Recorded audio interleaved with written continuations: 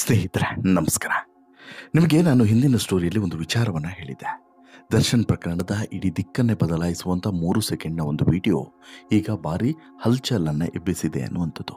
ಹೌದು, ದರ್ಶನ್ ಪ್ರಕರಣದಲ್ಲಿ ಅಥವಾ ರೇಣುಕಸ್ವಾಮಿಗೆ ದರ್ಶನ್ ಆ್ಯಂಡ್ ಇಡೀ ಗ್ಯಾಂಗ್ ಹಲ್ಲೆ ಮಾಡಿದಂಥ ಪ್ರಕರಣದಲ್ಲಿ ಪ್ರಮುಖವಾಗಿ ಈಗ ಸಾಕ್ಷಿಯಾಗಿ ನಿಲ್ಲುವಂಥದ್ದು ಮತ್ತು ಈ ಪೈಶಾಚಿಕ ಕೃತ್ಯದ ಸಾಕ್ಷಿಯನ್ನು ನೀಡುವಂಥದ್ದು ಈ 3 ಸೆಕೆಂಡ್ನ ವಿಡಿಯೋ ಅನ್ನೋದು ಗೊತ್ತಾಗಿದೆ. ಅಷ್ಟು ಮಾತ್ರವಲ್ಲ, 5 ಗಂಟೆಗಳ ಕಾಲ, ಬರೋಬ್ಬರಿ 5 ಗಂಟೆಗಳ ಕಾಲ ರೇಣುಕಸ್ವಾಮಿಯ ಮೇಲೆ ನಿರಂತರವಾದಂಥ ಕ್ರೌರ್ಯವನ್ನು ಈ ಗ್ಯಾಂಗ್ ಮೆರೆದಿತ್ತು ಅನ್ನೋದು ಕೂಡ ಈಗ ಹೊಸ ವಿಚಾರವಾಗಿ ಹೊರಗಡೆ ಬಂದಿದೆ. ಹೌದು, ಚಿತ್ರದುರ್ಗದ ರೇಣುಕಸ್ವಾಮಿಯನ್ನು ಎತ್ತಾಕೊಂಡು ಬಂದು ಈ ಪಟ್ಟಣಗೆರೆ ಶೆಡ್ಡಿಗೆ ತಂದು ಹಾಕಿದ್ದು ಮಾತ್ರವಲ್ಲದೆ ನಿರಂತರವಾದಂತಹ 5 ಗಂಟೆಗಳ ಕಾಲ ರೇಣುಕಸ್ವಾಮಿಗೆ ಹಿಂಸೆ ಕೊಡುವುದ ಕೆಲಸವನ್ನು ಈ ಡಿ ಗ್ಯಾಂಗ್ ಮಾಡಿತ್ತು ಅನ್ನೋದು ಗೊತ್ತಾಗಿದೆ. ಜೊತೆಗೆ ಈ 3-4 ಸೆಕೆಂಡ್ಗಳ ವಿಡಿಯೋ ಏನು ರೆಕಾರ್ಡ್ ಆಗಿದೆ, ಅದಾದ ಬಳಿಕ ಈ ಗ್ಯಾಂಗ್ ಮಾಡಿದ್ದೇನು ಅನ್ನುವಂತಹ ಒಂದು ಪ್ರಶ್ನೆಯೂ ಕೂಡ ಈಗ ಮೂಡಿದೆ. ಹಾಗಾದರೆ ಆ 3 ಸೆಕೆಂಡ್ಗಳ ವಿಡಿಯೋ ಏನಾಗಿದೆ, ಯಾರ ಬಳಿ ಇದೆ, ಯಾರು ಮಾಡಿದ್ದು, ಯಾರಿಗೆ ಕಳಿಸಿದ್ದು, ಈ ಎಲ್ಲ ಮಾಹಿತಿಗಳನ್ನು ನಿಮ್ಮ ಮುಂದೆ ಇಡ್ತಾ ಹೋಗ್ತೇನೆ. ಅದಕ್ಕಿಂತ ಮುಂಚೆ ನೀವಿನ್ನೂ ಕೂಡ ನಮ್ಮ ಚಾನಲನ್ನು ಸಬ್ಸ್ಕ್ರೈಬ್ ಮಾಡಿಲ್ಲ ಅಂದರೆ ದಯವಿಟ್ಟು ಕೂಡಲೇ ಸಬ್ಸ್ಕ್ರೈಬ್ ಮಾಡಿ ಸ್ನೇಹಿತರೆ. ಚಿತ್ರದುರ್ಗದ ರೇಣುಕಸ್ವಾಮಿಯ ಮೇಲೆ ಒಂದು ಹಲ್ಲೆ ಮಾಡಿದಂಥ ಪ್ರಕರಣ ಮತ್ತು ಭೀಕರವಾಗಿ ಸಾಯಿಸಿದಂಥ ಪ್ರಕರಣ ಏನಿದೆ, ಇದು ಬಗೆದಷ್ಟು ಕೂಡ ರೋಚಕತೆಯನ್ನು ಪಡೆದುಕೊಳ್ತಾ ಇದೆ. ಪೊಲೀಸರು ಈ ಪ್ರಕರಣದ ತನಿಖೆಯನ್ನು ಒಂದು ತಾರ್ಕಿಕ ಹಂತಕ್ಕೆ ತಲುಪಿಸುವಂಥ ಪ್ರಯತ್ನವನ್ನು ಮಾಡ್ತಾ ಇದ್ದಾರೆ. ಈಗಾಗಲೇ ಮರಣೋತ್ತರ ವರದಿ ಕಾಮಾಕ್ಷಿಪಾಳ್ಯ ಪೊಲೀಸರ ಕೈ ಸೇರಿದೆ. ದರ್ಶನ್ ಮತ್ತು ಟೀಮು ಎಷ್ಟು ಕರಾಳವಾಗಿ, ಎಷ್ಟು ಕ್ರೂರವಾಗಿ, ಎಷ್ಟು ಬೀಭತ್ಸವಾಗಿ ಈ ರೇಣುಕಸ್ವಾಮಿಯ ಮೇಲೆ ಹಲ್ಲೆ ಮಾಡಿತ್ತು ಅನ್ನೋದನ್ನು ಎಳೆಯಾಗಿ ಈ ವರದಿಯಲ್ಲಿ ಉಲ್ಲೇಖ ಮಾಡಲಾಗಿದೆ. ಇದೇ ಇವಾಗ ದೊಡ್ಡ ಕಂಟಕವಾಗುವಂಥ ಎಲ್ಲ ಸಾಧ್ಯತೆ ಕೂಡ ಒಂದೆಡೆ ಇದ್ದರೆ, ಮತ್ತೊಂದು ಕಡೆ ಪೊಲೀಸರ ತನಿಖೆಯಲ್ಲಿ ಆರೋಪಿ ಪ್ರದೋಷ್ ಮತ್ತೊಂದು ಆಘಾತಕಾರಿ ವಿಚಾರವನ್ನು ಬಾಯ್ಬಿಟ್ಟಿದ್ದಾನೆ. ದರ್ಶನ್ ಹಲ್ಲೆ ನಡೆಸಿದಂಥ 3 ಸೆಕೆಂಡ್ಗಳ ವಿಡಿಯೋ ರೆಕಾರ್ಡ್ ಆಗಿದೆ. ಇದನ್ನು ಪೊಲೀಸರು ರಿಟ್ರೀವ್ ಮಾಡುವಂಥ ಪ್ರಯತ್ನವನ್ನು ಮಾಡ್ತಿದ್ದಾರೆ. ಅಸಲಿಗೆ ಈ ವಿಚಾರವನ್ನು ಬಾಯ್ಬಿಟ್ಟಿದೆ ಈ ಪ್ರದೋಷ್ ಅನ್ನೋದು ಈಗ ಗೊತ್ತಾಗಿದೆ. ಹೌದು, ಈ ಚಿತ್ರದುರ್ಗದ ರೇಣುಕಸ್ವಾಮಿಯ ಮೇಲೆ ದರ್ಶನ್ ಮತ್ತು ಇಡೀ ಗ್ಯಾಂಗ್ ಏನು ಹಲ್ಲೆ ಮಾಡಿದೆ ಅನ್ನುವಂಥ ಆರೋಪ ಇದೆ ನೋಡಿ, ಇದಕ್ಕೆ ಈ ದೊಡ್ಡ ತಿರುವಾಗಿ ಈ ವಿಡಿಯೋ ಇವಾಗ ಒಂದು ಸಾಕ್ಷಿಯನ್ನು ನುಡಿಯುವಂಥ ಎಲ್ಲ ಸಾಧ್ಯತೆಗಳು ಕೂಡ ಇದ್ದಾವೆ. ಹೌದು, ಇದು ಅಕ್ಷರಶಃ ಈ ಪ್ರಕರಣಕ್ಕೆ ದೊಡ್ಡ ತಿರುವೆ.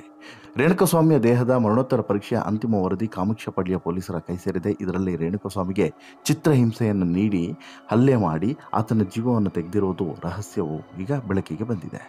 ಒಂದಲ್ಲ ಎರಡಲ್ಲ, ಸತತ 5 ಗಂಟೆಗಳ ಕಾಲ ರೇಣುಕಸ್ವಾಮಿಗೆ ಚಿತ್ರಹಿಂಸೆಯನ್ನು ನೀಡಿರೋದು ಆರೋಪಿಗಳು ನಂತರ ಇವನ ಜೀವವನ್ನು ತೆಗೆದಿದ್ದಾರೆ ಅನ್ನೋದು ಈಗ ಗೊತ್ತಾಗ್ತಿದೆ. ಈ ಬಗ್ಗೆ ಅಂತಿಮ ವರದಿಯಲ್ಲಿ ಎಲ್ಲವನ್ನು ಕೂಡ ಉಲ್ಲೇಖ ಮಾಡಿದ್ದಾರೆ ವೈದ್ಯರು.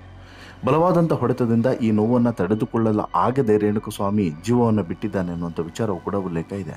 ಇನ್ನು ಆತನ ದೇಹದ ಮೇಲೆ ಹಲವು ಅಂಗಾಂಗಗಳಿಗೆ ಗಂಭೀರವಾಗಿ ಗಾಯವಾಗಿರುವುದು ಕೂಡ ಮರಣೋತ್ತರ ಪರೀಕ್ಷೆಯಲ್ಲಿ ವರದಿಯಲ್ಲಿ ಉಲ್ಲೇಖ ಆಗಿದೆ ಅನ್ನೋದು ಕೂಡ ಗೊತ್ತಾಗಿದೆ.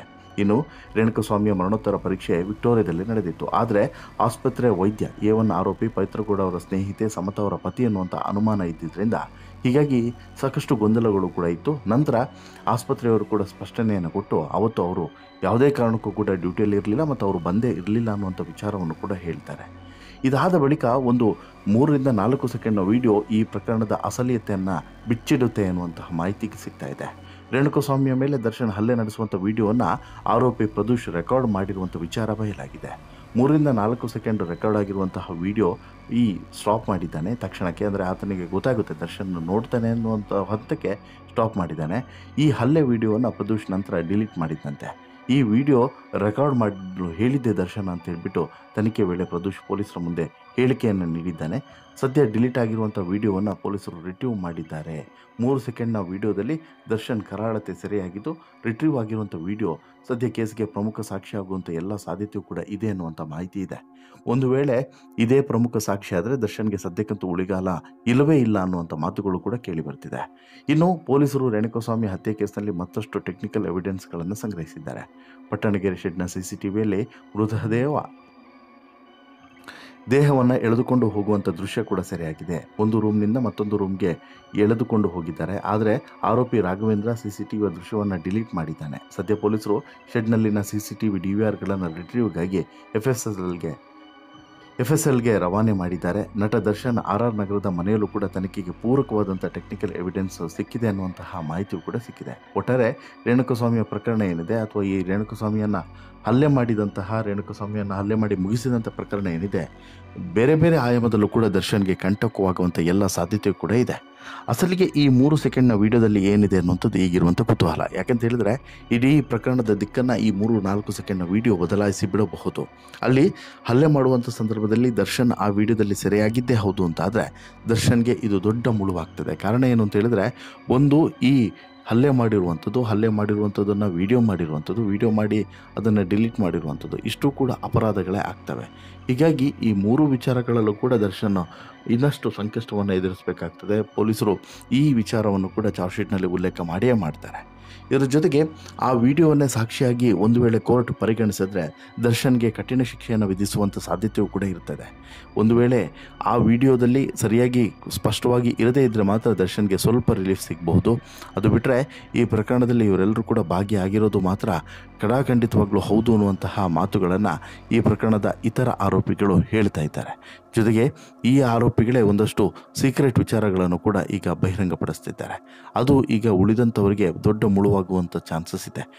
ಅವ್ರಿಗೆ ಹೇಗೋ ಮುಳುವಾಗ್ತದೆ ಅಂದರೆ ನಾವು ಹೇಗೋ ಮುಳುಗಾಗಿದೆ, ಇನ್ನು ಉಳಿದವರು ಕೂಡ ಮುಳುಗಲಿ ಅನ್ನುವಂಥ ಕಾರಣಕ್ಕೋ ಅಥವಾ ಇನ್ನು ಉಳಿದವರು ಕೂಡ ಅನುಭವಿಸ್ಲಿ ಅನ್ನೋಂಥ ಕಾರಣಕ್ಕೋಸ್ಕರ ಈ ರೀತಿಯಾದಂತಹ ಕೆಲಸವನ್ನು ಮಾಡುತ್ತಾರೆ ಅನ್ನೋದು ಕೂಡ ಗಮನಿಸಬೇಕು.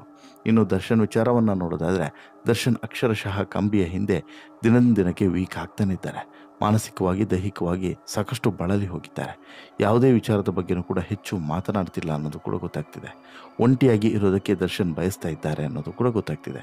ಬಟ್ ಇಲ್ಲಿ ಈ ವರದಿ ಮತ್ತು ಈ ಸಾಕ್ಷಿಗಳು ಇವೆಲ್ಲದೂ ಕೂಡ ಸರಿಯಾಗಿ ಕೆಲಸ ಮಾಡ್ತು ಅನ್ನೋದಾದರೆ ಅಲ್ಲಿಗೆ ಅಂತಿಮವಾಗಿ ಒಂದು ಶಾಕಿಂಗ್ ನಿರ್ಧಾರವನ್ನು ಪೊಲೀಸರು ತೆಗೆದುಕೊಳ್ಳೋದ್ರಲ್ಲಿ ಅನುಮಾನವೇ ಇಲ್ಲ. ನ್ಯಾಯಾಧೀಶರು ಕೂಡ ಇಂಥದ್ದೊಂದು ಖಡಕ್ ತೀರ್ಮಾನವನ್ನು ತೆಗೆದುಕೊಳ್ಳೋದ್ರಲ್ಲಿ ಅನುಮಾನನೇ ಇಲ್ಲ ಅಂತಲೇ ಹೇಳ್ಬೋದು. ಪೊಲೀಸರ ಚಾರ್ಜ್ ಶೀಟ್ ಇವೆಲ್ಲವನ್ನು ಕೂಡ ನಿರ್ಧಾರ ಮಾಡುತ್ತೆ ಅನ್ನೋದು ಮಾತ್ರ 100% ಸತ್ಯ. ನಿಮಗೇನು ಅನಿಸುತ್ತೆ ಸ್ನೇಹಿತರೆ ಈ ಬೆಳವಣಿಗೆಯ ಬಗ್ಗೆ? ನಿಮ್ಮ ಅಭಿಪ್ರಾಯ ಏನು? ದಯವಿಟ್ಟು ಕಮೆಂಟ್ ಮಾಡಿ ತಿಳಿಸಿ. ಜೊತೆಗೆ ಈ ಸ್ಟೋರಿ ಇಷ್ಟ ಆಯಿತು ಅಂತ ಹೇಳಿದ್ರೆ ಲೈಕ್ ಮಾಡಿ, ಶೇರ್ ಮಾಡಿ, ಚಾನಲ್ಗೆ ಸಬ್ಸ್ಕ್ರೈಬ್ ಆಗೋದನ್ನು ಮರಿಬೇಡಿ. ಧನ್ಯವಾದ.